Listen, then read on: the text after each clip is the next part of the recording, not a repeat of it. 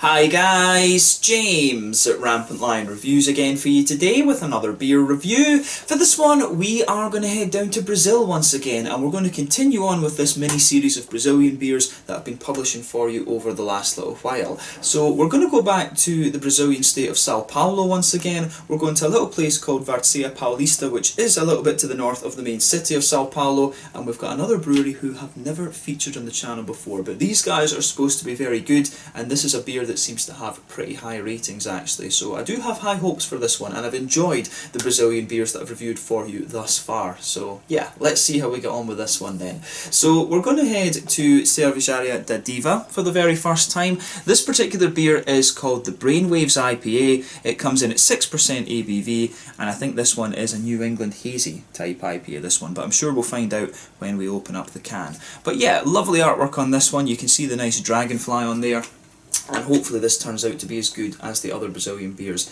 that we've had so far. But yeah, Sao Paulo seems to be a little bit of a craft beer hub these days.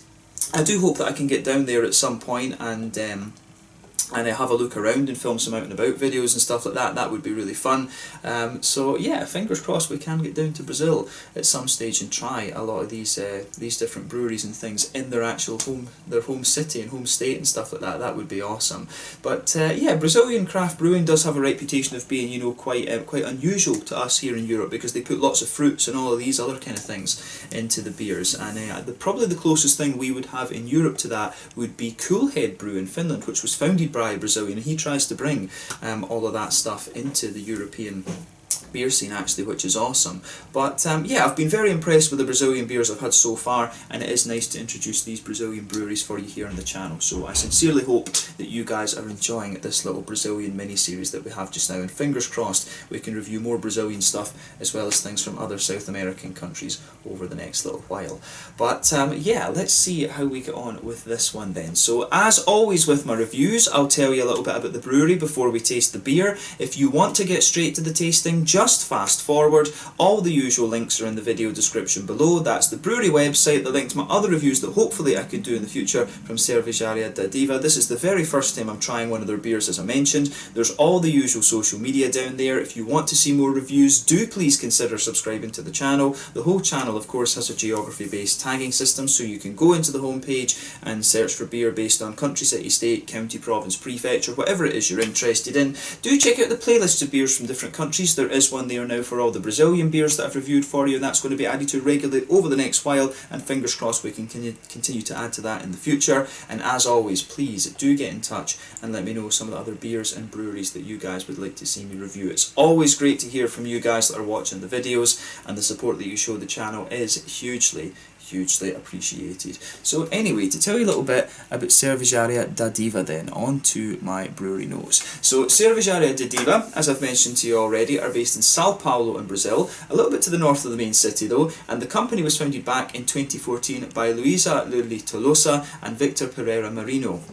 So Luisa was apparently inspired by her father to get into the craft beer market, and she studied business and then worked for an NGO, but really she wanted to have her own company. So her father apparently asked his cousin about craft beer, and then he chatted with Luisa, and this really kind of pushed her to actually go for it and start her own business within the craft beer market. Apparently her family though were beer enthusiasts, but she started up this company when she was only 26. So Victor on the other hand had been brewing for a number of years previously, and he'd trained as a brewer at the Instituto de Cerveja Brasil, the ICB, where a lot of these brewers train actually, and he consulted the company in the early days and then joined as a partner as well. And these days both of them actually have their qualifications from ICB. Apparently they were in the same course together but never really had contact, or they don't remember it apparently, but these days the two of them are actually a couple, so that's quite nice. But the brewery itself is based in Várzea, Paulista, to the north of Sao Paulo city. They've got a 2,000 litre brew kit from what I understand,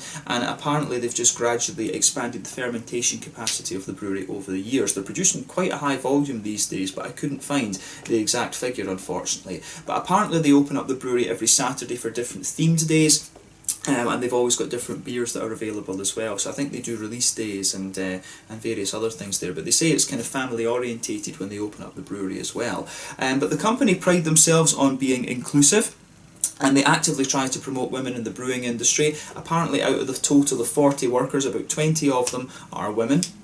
And the women are involved in all aspects of the business, so that's, you know, from the accounting and business side of things into the whole production side as well, actually. And Louisa is also active in a number of different female brewers groups, which is pretty cool too. So she's really trying to push the women in the brewing industry sort of thing, which is pretty cool actually. It's a very male dominated industry actually, but you know, it's something, it's not an easy fix, let's just say it's not an easy fix, so we need people like Louisa to be doing their thing. But as of December 2020, when I'm filming this review for you, these guys have produced about 180 different kinds of beer, and they're also brewing cider these days as well. But they've got a kind of classic range of beers that they do, which is like wit beers, Munich Dunkels and all of this kind of thing, and then they've also got other stuff like their New England hazy IPAs and stuff too. One of the really interesting beers that these guys have that I would love to try is a blonde ale that's produced using Brazilian hops, and apparently, I was mentioning this in my other videos, I wasn't sure if there was Brazilian hops. Apparently there are small plantations in Rio Grande do Sul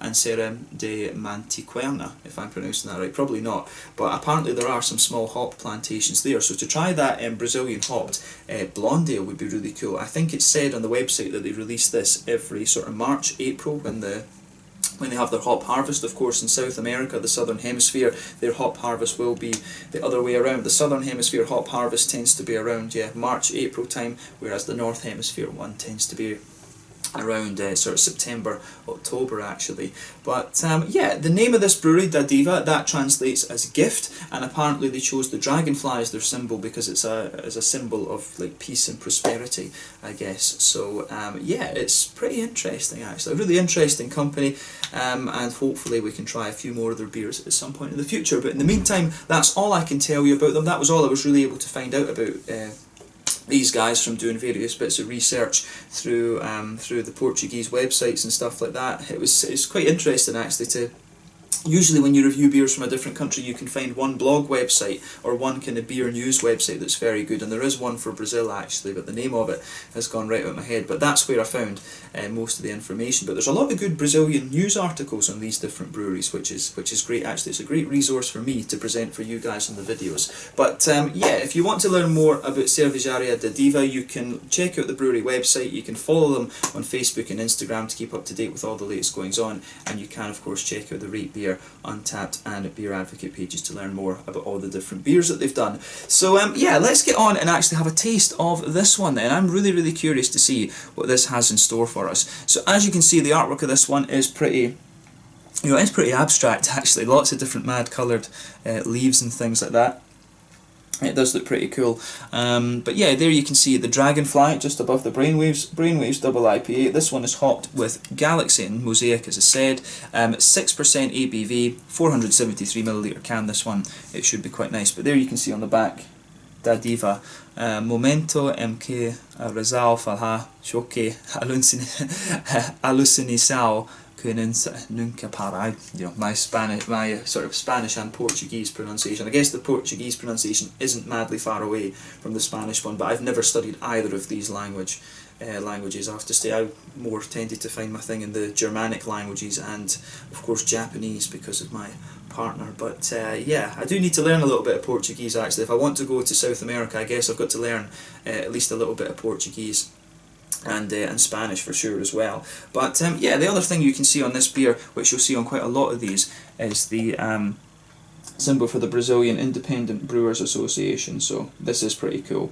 But yeah, 473ml can this one. I think I paid like €7 for this, so I guess, you know, compared to some European alternatives, it is a little bit more pricey, but again, it's the fact it's a Brazilian beer, it's made its way over here to Europe. How often are you going to get the chance to do this? So why not? So yeah, I paid €7 for this can, I'm pretty sure. But let's get this guy out and we'll get on with the tasting then. The Brainwaves IPA, a New England hazy IPA from what I understand, with with Galaxy and Mosaic. Galaxy, as we know, a lovely Australian hop, lots of passion fruit and some other kind of tropical fruit complexities. About 14% alpha acid if I remember rightly. Mosaic, roughly about the same alpha acid, 13-14%, tangerine orange notes, but this one comes from America. So yeah, two well-known hops in this one for sure. This should make for a very nice beer. And look at this, Look at the head on this thing.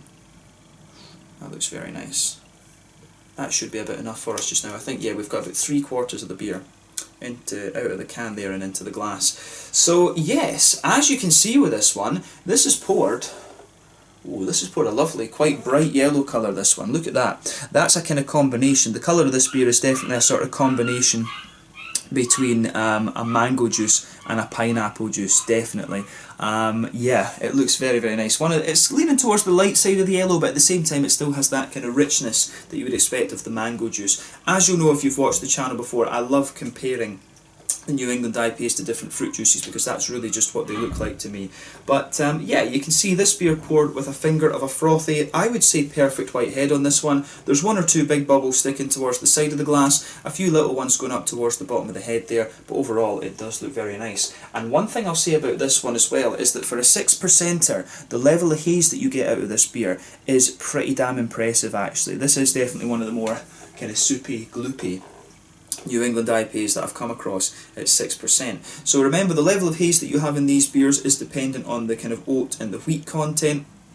Usually as you go up the alcohol scale, you get more wheat and you get more oats, and thus the beer will be a little bit more hazy. But I guess it also depends on the kind of ratios and stuff in the malt base when they're actually brewing the beer. But the colour, of course, as well is dependent on 2 things. 1, the type of malts that you use, and 2, the length of the boil. The longer you boil the beer, the more the sugars caramelise, and thus the darker the colour you get. But then, as I say, the type of malts that you use in these is also a very important factor as well. But yeah, it certainly looks like a lovely beer. Nothing overly surprising about this one when you consider what style it is. So yeah, I think this will be really quite interesting. Let's take a closer look at the aroma then and just see how we get on with this one.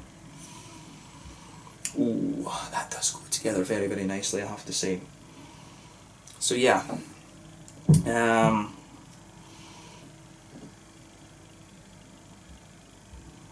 yeah, straight away with this beer, you smell a lovely big smoothness to this one. The first impression that I have of this from the malt base is that it's got a lovely, very, very soft, white bready character to it. And that comes out really nicely. That's the first thing that strikes me about this beer. If you take the aroma in a bit more deeply, you do get a little bit of a, how would you say, you do get a little bit more of a kind of wheaty bitiness to it. But I'd say the wheat really takes, the wheat doesn't have so much bitey character to it, to be honest. It does come across as more smooth. You'll notice straight away with this beer that the malty backbone is very, very smooth in this one, and just almost like fluffy white bread. I do want to say that this beer might have a little bit of Pilsner malt or something in it. I would not be surprised with that, because you can smell a degree of crispness to this one, which I think is really interesting.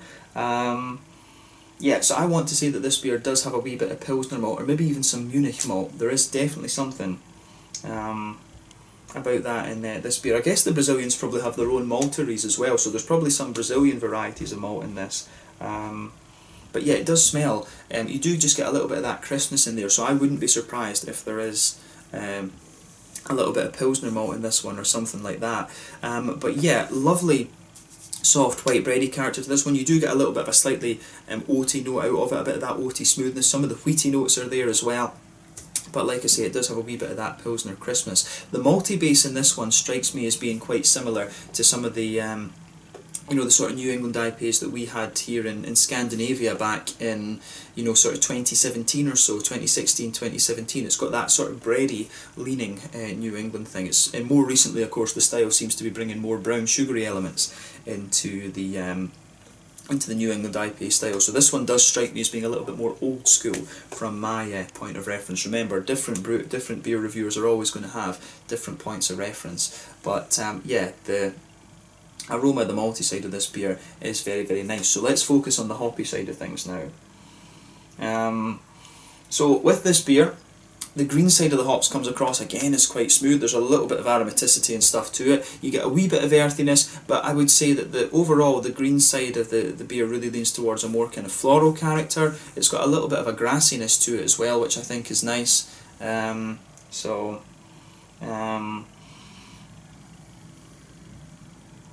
Yeah, I think the aroma of this beer is very, very nice in that sense. It's got a little bit of aromaticity to it. It's not the most pungent of beers in terms of its floral aromaticity and things like that. Actually, I don't think this is going to be a very bitter one, just judging by the aroma. But you do get a little bit of floral aromaticity out of it. There's a bit of lighter grassiness there too. But I would say that the green side of the hops in this beer is not too. It's just really not too pungent, to be honest with you, which is quite interesting. But yeah, on the fruity side of things, then. This one comes across, again, very, very smooth and very juicy. You can pick out a little bit of that slightly more pungent passion fruit note, which you would expect of Galaxy. So there's definitely a wee bit of a kind of softer tropical note to this one as well, like a little bit of mango or a wee bit of pineapple in there. Yeah, sometimes Galaxy can give you these mango-y pineapple notes as well. And you also get that more kind of oily, orangey, tangerine note. And I think the more that you smell of the beer, the more the aroma starts to lean. The more the aroma leans towards the kind of oily, tangerine orange kind of thing. So yeah, I really like that about how this one. Goes together. So yeah, it's quite a straight up one. This strikes me as a very, very straight shooting beer in terms of its. In terms of its aroma, and I think the flavour composition might be quite like that as well, but I think this might be one that comes across as just very sessionable and very easy to drink, so we'll see if that prediction holds true. But it's got a very nice aroma to it. I really like it, and as I always say, take a bit of time and just ponder over the aroma of the beer before you get stuck into it. But let's taste this one now. So this one is the Brainwaves, a New England hazy IPA at 6% ABV from Cervejaria Dádiva in just to the north of Sao Paulo in Brazil. I'm really curious about this one, so let's get stuck in. Slanja, skål, and as they would say in Portuguese, felicidades. Cheers.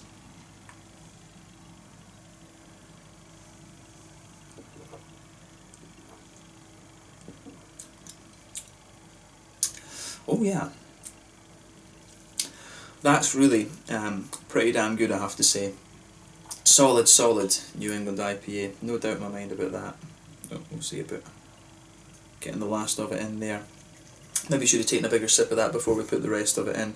But yeah, this is quite nice. First impression of it is kind of what I was predicting from the aroma. This is quite a crisp and really easy drinking New England IPA. Actually, it's you know, it kind of makes sense, to be honest, because obviously we know that Brazil is a really damn hot country. You know, it's very, very hot down there.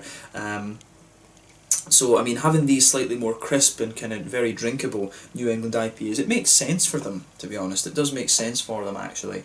So yeah, this one, I do like the kind of crisp drinkability that you have about some of these New England IPAs for sure.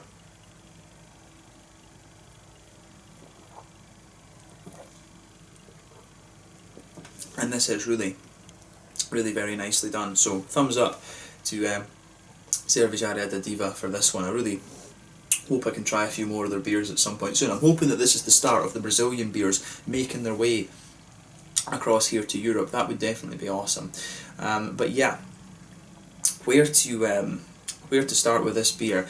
Straight away across the middle of your palate, then you get that lovely smooth white bready, pale malty kind of quality coming out of this one. You can feel as you go further into the aftertaste, you do get, I'm pretty certain there's a bit of Pilsner malt in this one. I would not be surprised if there's a bit of Pilsner malt in this.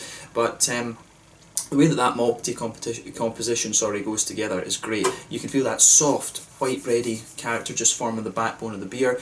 When you go to that border region between the middle third of your palate and the back third of your palate, you really get a bit of that almost Pilsner malty crispness coming out of the beer, which is absolutely great. Love that about this one. And then as you move into the back third of your tongue, you can feel that kind of smooth breadiness continues. But then on top of it, you do get a little bit of a slightly thicker wheaty quality. The wheat comes across as very smooth in this one, and it's not too bitey or too thick a wheaty character that you get out of this beer. Definitely not.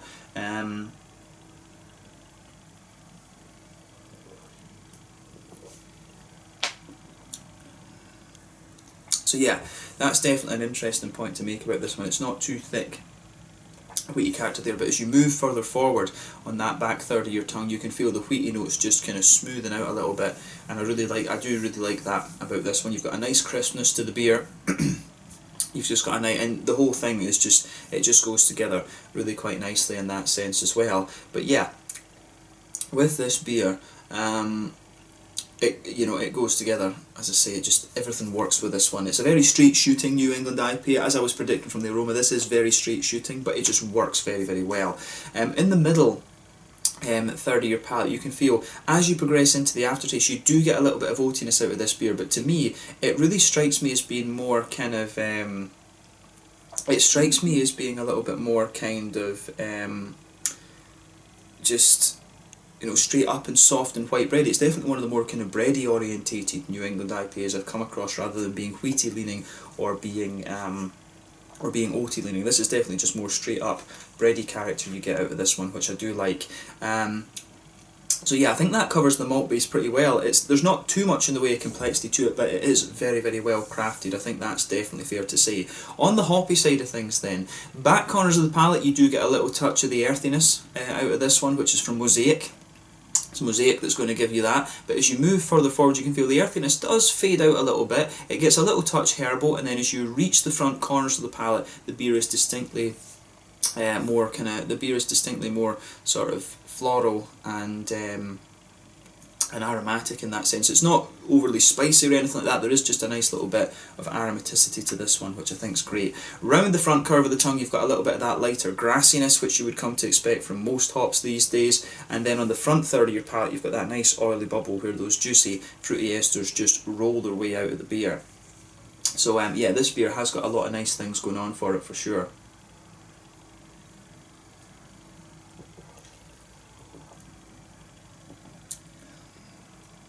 So yeah, onto that fruity side of things.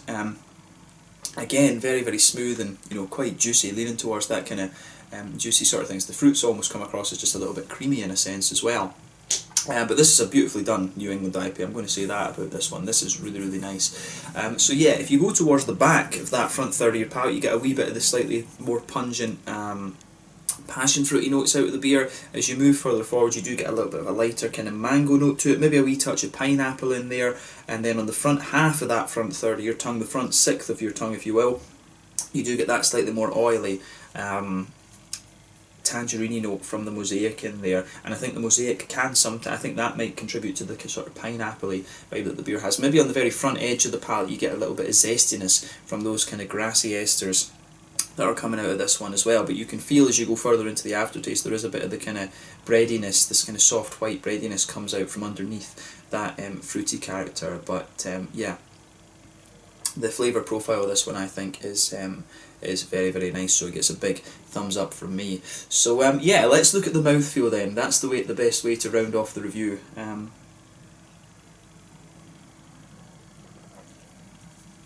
So yeah, this one for me, I would say that it's quite, I'd say that this beer is quite,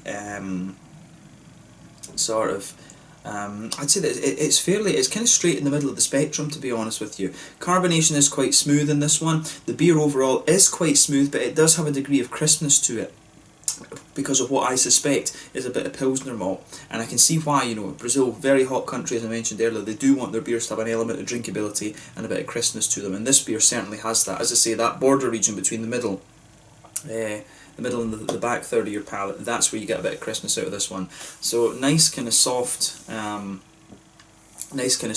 I say, breadiness to this one with a bit of crispness in there.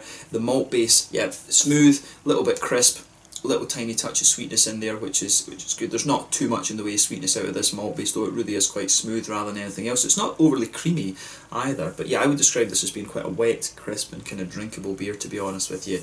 In terms of the hoppy bitterness with this one, I think we're talking maybe just about 20-25 IBUs.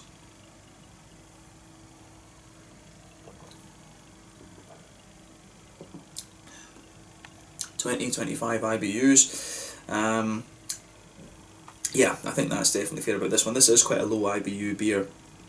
Really leans towards that juicy, smooth end of the New England IPA spectrum with a bit of crispness, as I said. But yeah, malty base in this one is quite nice. Then you've just got quite a light, kind of wet, fruity, juicy kind of character coming out of this one. So this goes together, I think, very, very well. So it gets a big thumbs up from me, this one. Lovely, just soft, juicy, fruity character to this one. Tiny little bit of creaminess to it, but yeah, quite a smooth, bready orientated New England IPA rather than anything else. Very low bitterness as you'd expect from the style, and just an all-round really nice drinkable beer, this one. I think that sums this up really quite nicely, so we can probably leave the review there for just now. So yeah, awesome beer, this one. This certainly makes me very curious about some of the other beers that Cervejaria Dádiva have. They've got a few German things in there, like Pilsners and Dunkels and stuff like that. I would love to try. As you'll know if you've watched the channel, I love my traditional German beers. I couldn't find if they'd done a Scotch ale. I would love to try a Scotch ale from these guys, and some more Brazilian Scotch ales. I've had some really nice ones over the... I've had a really nice Scotch ale from Cervejaria Dádiva back in the day, actually. That was a really good one. But yeah, this was a really nice beer, this one. I'm glad I was able to review it for you here on the channel, and it was cool to introduce another Brazilian brewery for you here for the first time. So yeah, this one was the Brainwaves IPA from Cervejaria Dádiva, just a little bit to the north of Sao Paulo city in Brazil. Just to give you the name of the place, Várzea Paulista. I was forgetting that earlier. So these guys are from Várzea Paulista, to the north of Sao Paulo city in Sao Paulo state down in Brazil. So yeah, this was a really nice one to review. I hope you guys enjoyed it, and I hope that you guys continue to enjoy the Brazilian mini-series that you're going to see over the next little while. But yeah, thank you again for watching my beer reviews. Until the next time, please like, subscribe, share, all the usual YouTube stuff. Let me know your own thoughts on this beer in the comment section below. Let me know what your favourite beers are from Cervejaria Dádiva as well. As I said, hopefully we can return to these guys fairly soon. I do hope that we are starting to see the Brazilian beers getting over here to Europe more regularly. And fingers crossed we can get down there at some point and have a look around. That would be pretty awesome. It'd be cool to do some Meet the Brewery interviews and stuff with some of these breweries that we're trying. So definitely something for the future, but a little bit further in the future for sure, I would think. But yeah, thank you again for watching. Let me know your own thoughts on this beer in the comment section below. Let me know what your favourite beers are from Cervejaria Dádiva. As I say, fingers crossed we can return to these guys at some point in the near future. Until the next time, Slanja just now. I'll catch you guys later. Slanja, Skol, Felicidades. Make sure you check out Cervejaria Dádiva from Várzea Paulista, just to the north of Sao Paulo in Brazil. Cheers, and catch you guys on the next one.